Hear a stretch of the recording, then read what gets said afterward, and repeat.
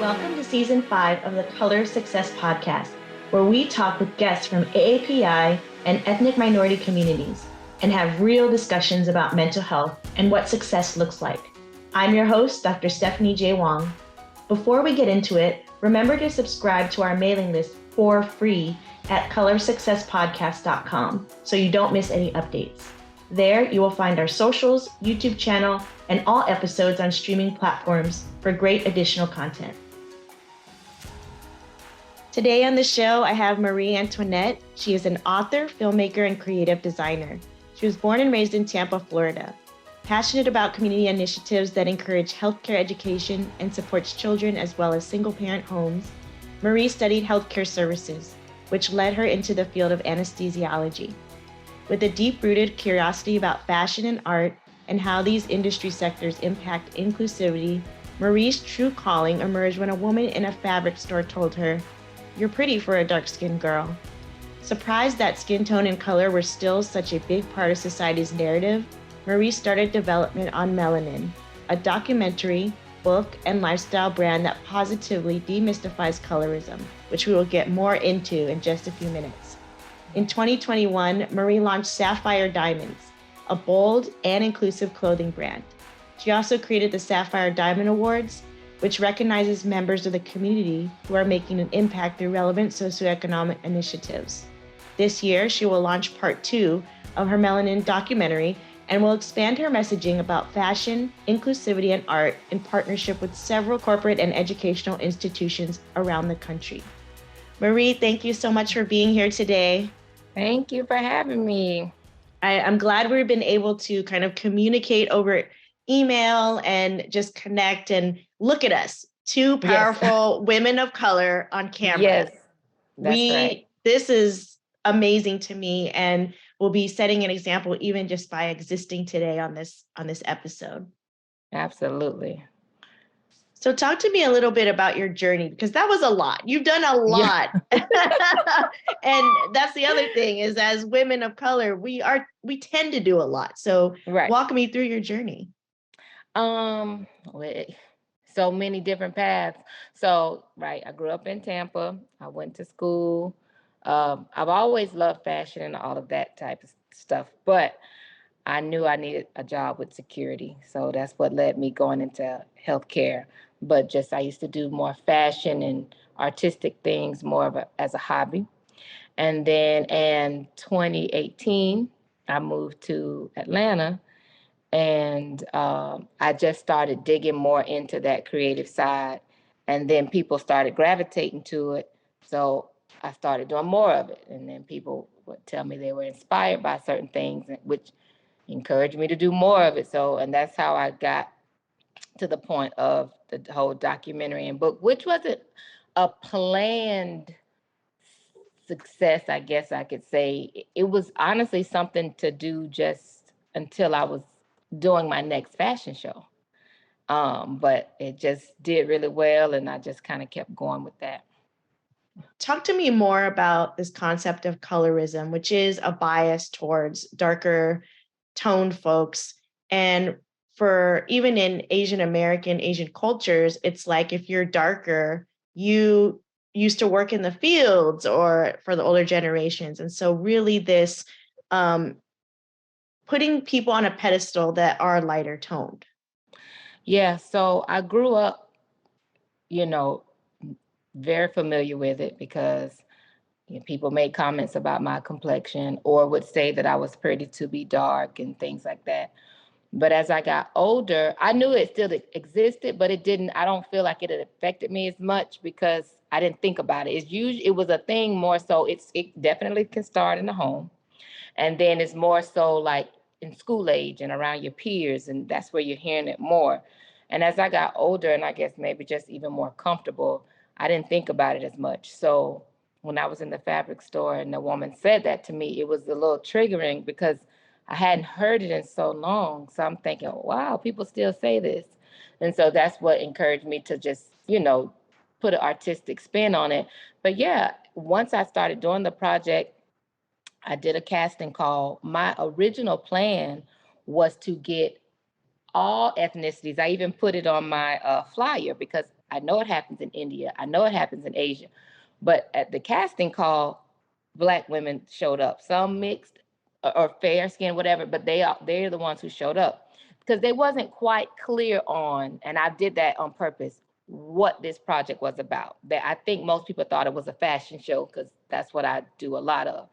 But I wanted it to be genuine and authentic when I asked the question in the casting call, what is your experience on colorism? Because if they really experienced it, whether they've witnessed it as a fair skinned person, or feel like they benefited from being a fair skinned person, I knew they could tell a true, authentic story.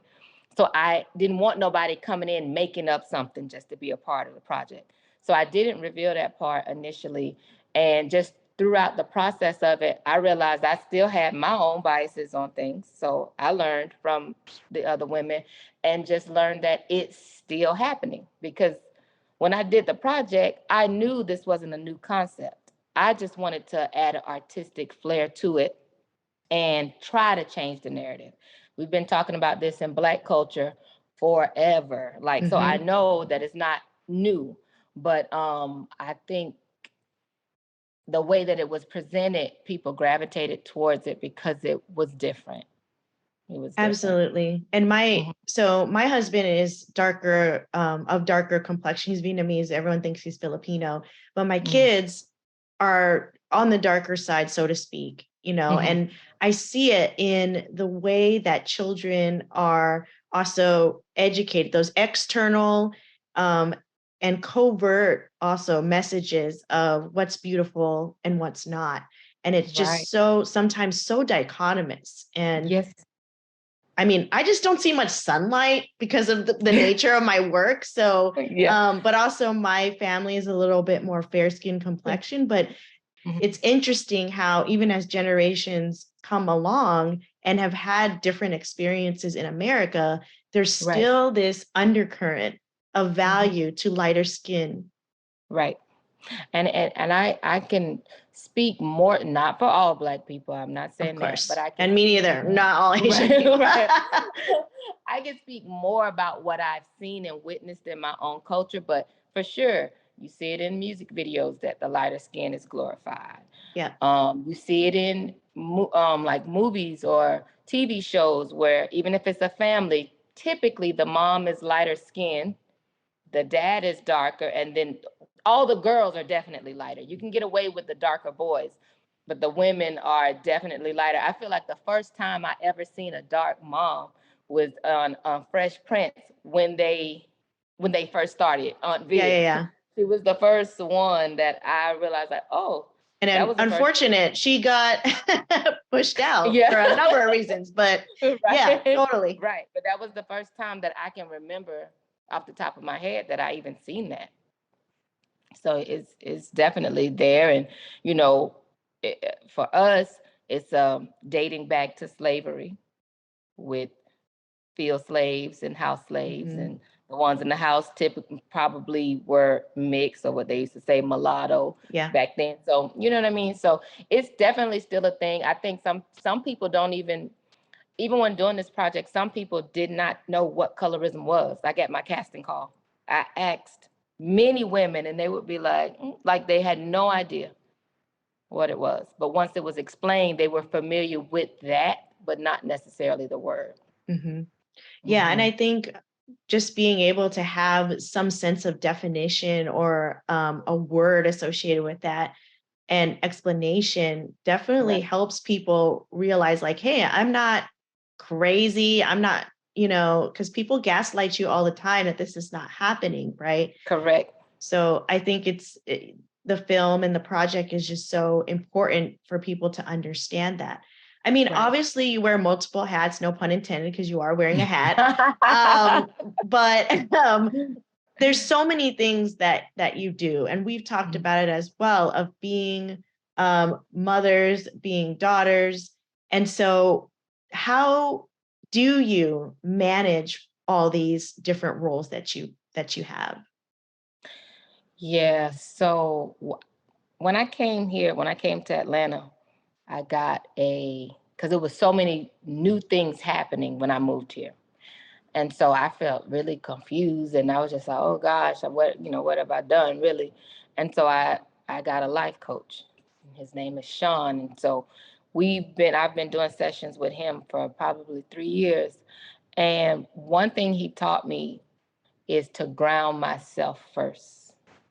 And so once I ground myself and fill my own cup, then it doesn't feel as taxing, or I don't feel pulled in so many different directions because I'm not running on empty. When I was running on empty, I was like a hamster in the wheel, like just like doing stuff but not getting anywhere.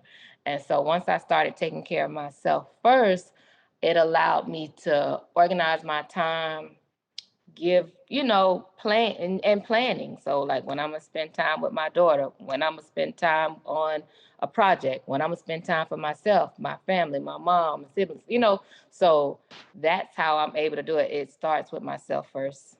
Because if I don't take care of me, then I don't want to talk to nobody. And I think most people could hear that. Yeah. What does that look like though? Because self-care is really a buzzword, right? And Right. just what are some specific ways that you keep your cup full or replenish it? Yeah, so I start with meditation. Sometimes it depends on what time I have to be to work in the morning, because I try to do it before I go to work. So if I got to be to work real early, I may not get to do it. But if it's a day, I try to take off a whole day during the week. And during that day, I take myself to lunch. That is my time to get a pedicure. I'm very into like skin products and stuff like that. So that's self-care to me, like meditating, quiet, lighting candles, and just doing me without the noise. Like I'm not answering the phone, I'm not looking on social media, any of that. So Absolutely. that's my self-care. So tell us more about the fashion brand and all the new projects that you have going on, because there's so much. Yeah. So Marie Antoinette, that's how I started out styling. And Marie Antoinette is my middle name. So I just named this brand after myself. And I it started off like just more so styling, and then I would have these visions. I'd get up and sketch out stuff, and then I started having that made or making it. And it started off more like classy, sexy type clothing. But what's coming up for next year is a streetwear brand. So it's different because I do a lot of different styles. So I'm not just like one type. I think it all ends in something still classy, but I can be edgy or, be casual or whatever the case may be.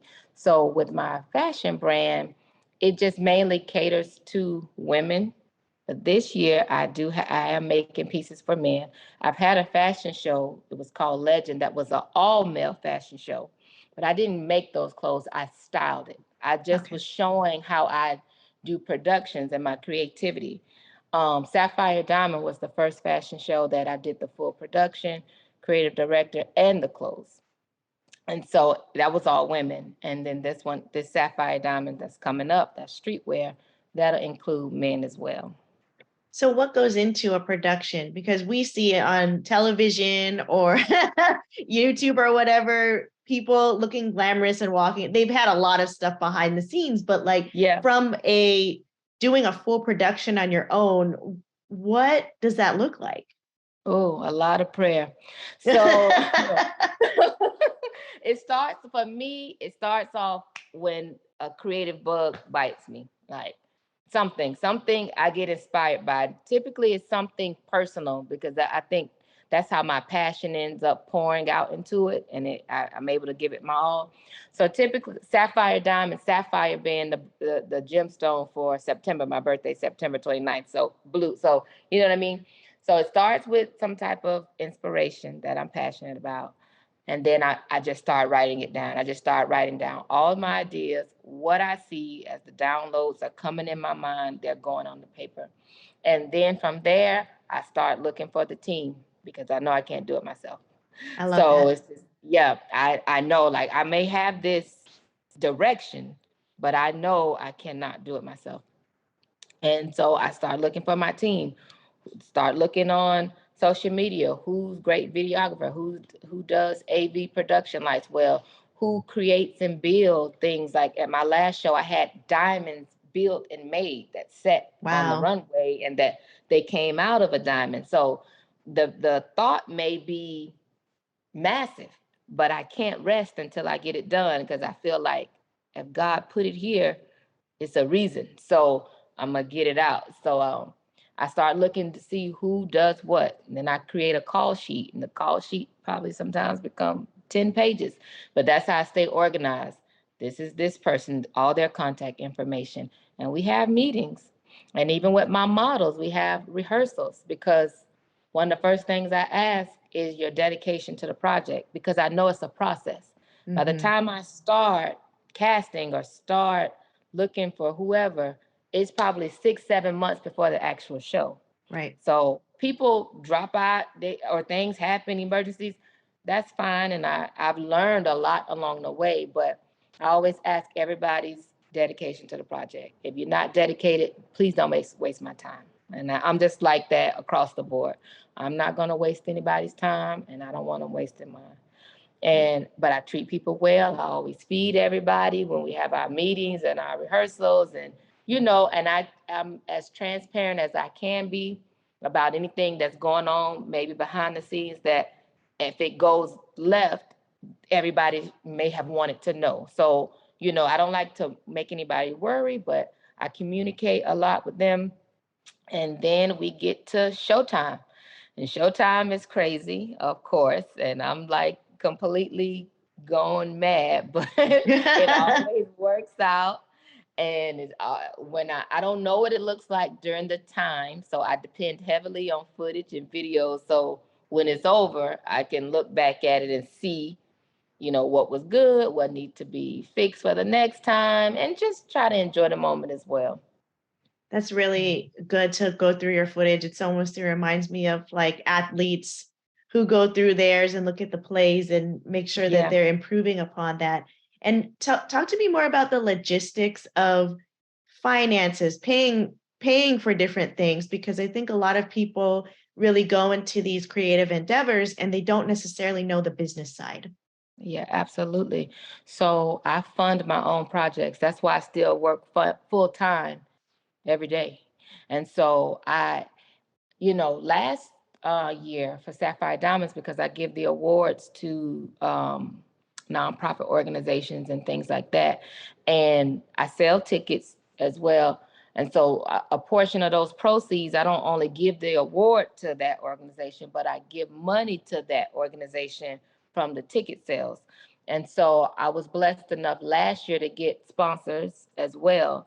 But and that's just about, you create a sponsorship deck, you send it out, and you hope somebody sees what you're doing and want to be a part of it. So we were blessed last year to have some sponsors, but for the majority of it, I set the budget and I pay for it. Like, I don't depend on the sponsors. It's great if it happens, but if it don't, and that's why it takes me a year or so to do it as well, because I strategically try to plan and budget for it. And this is what I'm spending on this is what I'm spending on this. This is the budget for the food, and that's the business side of it. That's really helpful. I think a lot of people, again, would like to understand just how do you run this in addition to your job? I mean, how do you portion out your time? Because that is really tough.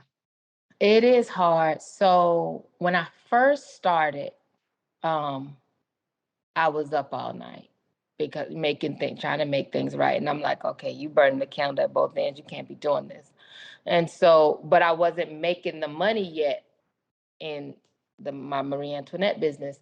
And eventually, when I did start making the money, I came down on one of my days, like, because I would work 5 days a week. So then now I do 4 days a week. And that helped. Like Sunday, I'll take completely off. If I'm not as busy, because I get busy project based. So it Yeah. depends on what I have coming up or going on. And sometimes I won't do anything just so I can rest and reset. And so those times when I don't have a project or anything going on, that one day of the week that I'm off now, that's when I do my self-care. And if I do have a project going on, that's when I can do a lot of administrative stuff. I have a wonderful assistant too. I was able to get one of those. So You that made helped. it. Yeah.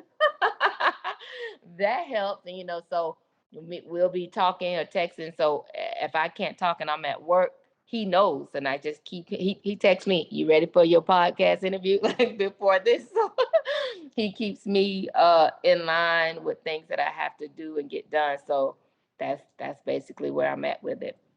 So I have a fun question, because when you reached out, you're like, I'm Marie Antoinette. No, really, that's my name. And Yeah. so like, how did the name come up? What's the story behind you being named? Okay. So first of all, my mom had no idea about the Queen Marie Antoinette when I got my name. I got my name because my grandmother's middle name is Marie. And I have an aunt whose middle name is Annette, but she changed it to Antoinette instead of Annette. And so it became Marie. It's just two names, Marie Antoinette. And so I remember being in like the 10th grade and reading about the Queen Marie Antoinette. And I asked my mom, did you do that? Like, because I didn't really know. She was like, no, I know what that was. And that's how she's like, no, you got your name from your grandmother and my sister. So that's how it came about. But I know people think like, and that's why I named my business that, because it's like, it's catchy, but it really is my name. Yeah, well, and you're a queen. So there we go. Hey.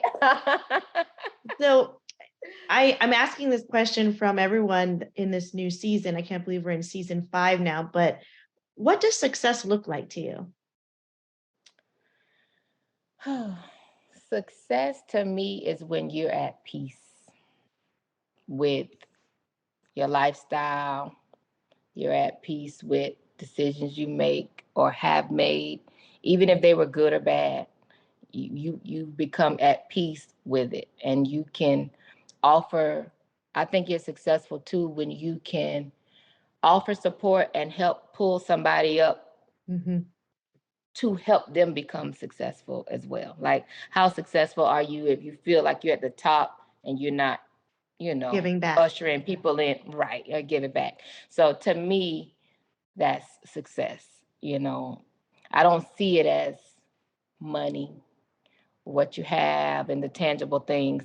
I understand how that can look like that, from the outside looking in, but you can have all of that and be miserable. Oh, And yeah. not be at peace. And so are you really successful because you have these items, shiny items? So yeah, success to me is peace.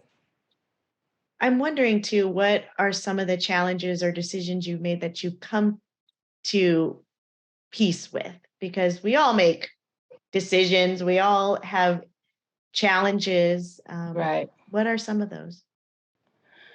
I just think too, sometimes I think it's more relationship type of things, whether that's romantic, friendship, or whatever. When there's a falling out or a disconnect, family, in any type of relationship, and sometimes you wonder what happened or hope that it could have been better, whatever. And when you've already done all you could have done to rectify, fix, or whatever, when you become at peace with that and basically submit to the universe and like, this is what was supposed to happen, that's those are some challenges and things that I feel like I've become at peace with. And this podcast is geared towards mental health, and so I'm wondering, as you embark and continue to fight colorism, as we continue to fight colorism, what do you think could be helpful in terms of addressing mental health in our various communities? I think that people, number one, listen. It needs to, when we having the conversation, actually take the time to listen. Everybody, like you said about gaslighting, everybody's not making it up. Right. If multiple people across the country or across the world is saying that they've experienced this, to tell somebody that that's not their truth, that's wrong. So I think number one, start there to stop doing that. And I think number two, just in supporting each other, like recognize it, even if sometimes you do it subconsciously, you don't realize it. I think by the time it comes out or it happens, or somebody challenge you on it, accept that and then change.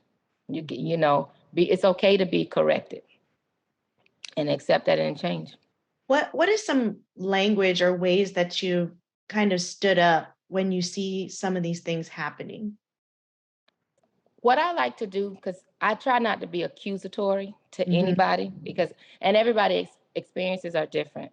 So when I see something like that, I start asking the person questions to see if they're going to come to the conclusion of what just happened. Mhm. So, like, for instance, I have many white friends. And so the whole idea, we're talking about racism, I think it's been times in the past they didn't realize something that they said that could have been racist. And so I'll start asking, so when you said XYZ, do you see how that could be offensive or it's not? And so we start having that conversation. And so sometimes they're walked right into where I want them to go to get the understanding of why what you said was inappropriate. Mhm. And sometimes they still may be oblivious. I mean, I'm not going to sit there and argue with anyone about their views or what they think, but I will start asking questions to get them to see where I'm going, because I feel like if you just keep barking at somebody about something, it falls on deaf ears. Mm-hmm. So if I ask you the question, you got to respond. You got to think about what I said and you have to respond. And so I feel like that's been helpful, and it's worked many times. I think what you're speaking to is being exploratory and curious about what led them to say something or come to those conclusions. And I think those conversations are so important, because if people feel like they're attacked or we're threatening white fragility or privilege, then people just shut down. That's right. That's right. And so you have to know who you're talking to. If you know somebody is just now, I don't ask questions to people that I feel like I know are completely ignorant, and they're going to stand firm, 10 toes down on the most ignorant comment that not they listen can. at all. Yeah, now that, no, but when it's, like I said, it's my friend, or if it's somebody that I feel I know and can talk to, then I do, because I know that their experience is much different from mine. And then they're only getting their information. They're not doing the work or reading it, which is, so I feel like some of my Black friends say, it's not my job to educate. Yeah. They should educate themselves. You know what I mean? So, I understand that. I do understand that side, but I feel like if I feel like you're my friend, I'm gonna help you out a little bit. Well, yeah. I'll help you out a little bit. Yeah. And I think it brings people closer to have these conversations too. And it does take multiple people and communities to kind of come together. So talk to me more about your future endeavors, what you're planning, what you got cooking, and how people can find out more about you and all your projects. Okay. So right now I'm currently working on my Sapphire Diamonds next fashion show, which it'll be next September, but we're going into production and stuff as far as the clothing it sells and creating the fabric, because it'll be custom fabrics. So I'm working on that, and then I'm eventually going to start working on part 2 of the Melanin Coffee Table book, which is where I want to pull in Asian and Indian and Jamaican and different cultures and their experience, and get into like skin bleaching, and because this book didn't touch on that. So I feel like part 2 of the book goes a little deeper. I've already released part 2 of the documentary, and it's a docuseries. So part 1 and 2 is out, and then I'm going to start filming the other episodes, which will involve perspective of men and different cultures and stuff like that. So those are the things that I'll be cooking up next. That sounds great. And also, yeah, I mean, there's so many, I use Korean skincare, love it. And I see out on the market, there's so many of those lightening your skin tone kinds of products. I mean, I don't use that. Like I said, I've been pale, don't see sunlight. You're beautiful. Thank you. But you know, those products are out there, and it's kind of scary to think that people would put these like very potent chemicals on their face just to be at this point. So I think changing more of the narrative is what amazing work that you're doing. Oh, thank you. Yes. So what can you tell people your social media handles and all that good stuff? Yes, yeah, I always forget that part. It's Marie Antoinette at Marie Antoinette 929 on Instagram. My website is www.marieantoinette929.com, and it's the same on LinkedIn and TikTok, all that. Marie Antoinette 929. And the book and the documentary can be seen on YouTube at Marie Antoinette, and the book can be purchased at melanin929.com. That's amazing. Thank you so much for being here today. I had so much fun, and I'm sure we'll be lifelong friends talking more about this kind of stuff and all that. Yes. Thank you. Listen, I have to get you to come speak at something from the Asian community. Yes. Oh, for sure. I'm down. Yes, absolutely. Thank you so much. Thank you. Thank you for tuning in. Remember to support us for free by subscribing to our mailing list at colorsuccesspodcast.com. There, you will find our socials, YouTube channel, and all episodes on streaming platforms for great additional content. As Rob Heaps from Partner Track said, success is contagious, so come catch it.